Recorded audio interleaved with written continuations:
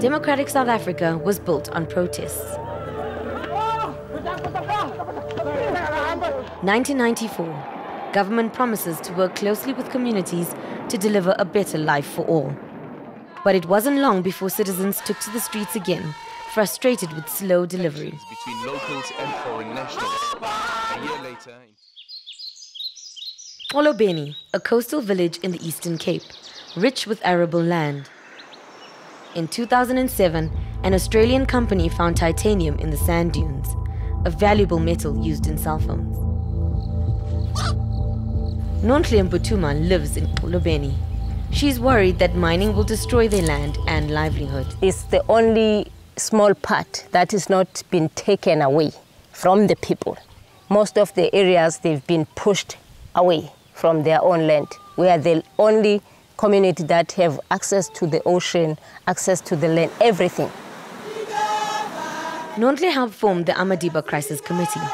They selected leaders from 5 villages and raised their concerns with government. But in 2008, the mining operation was given the green light. They were just drilling in our houses like this, in our fields, and when we tried to chase them away, but they will keep coming back. And even when we report to the police, to everybody, nobody was assisting us. Tensions rose between the community and government.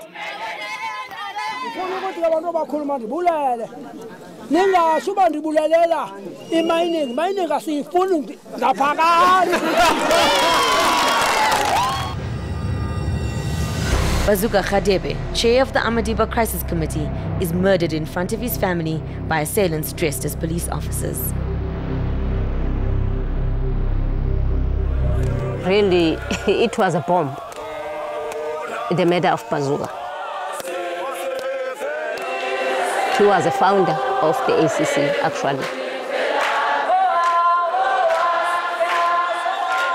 Until today, no one has been arrested for Hadiya B's murder.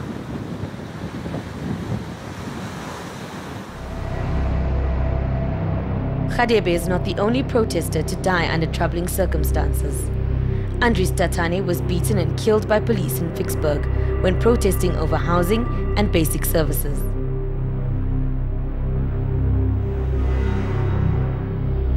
In Marikana, 34 striking mine workers were shot dead. But not every protest movement ends in violence and defeat. When President Thabo Mbeki refused to provide life-saving medicines to thousands of South Africans living with HIV, the Treatment Action Campaign took him to court and won. But it was only when they turned to mass action that government was forced to listen. Zaki Ahmad was a founder of the TAC. It was the first post-apartheid movement who openly advocated civil disobedience in a manner that was respectful of authority. Civil disobedience against a policy, not against the government. In 2003, the anti-retroviral rollout began, and millions of lives were saved. Before the start of the march, the protest... In 2015, students rose up against the high cost of education. They had wide support for their demands, but their tactics were criticized. Vote the government out of power if you are unhappy with it. Don't ban public buildings. Remember, the buildings don't belong to government, they belong to the people. Students argued that they only turned violent when campuses became militarized and interdicts were used to criminalize protest. Violence is endemic in our society. And when politicians and businesses and capital don't listen to people, then the question of violence becomes this. If someone throws a stone at a policeman or a policewoman because the mayor refuses to see them, who's responsible for that violence?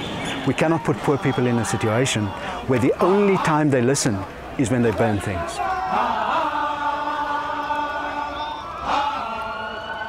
There are some cases where government cooperates with civil society. The Department of Justice works alongside activists in its LGBTI task team. Can this be extended? I've just learned that if there is no violence, your struggle is never been taken seriously.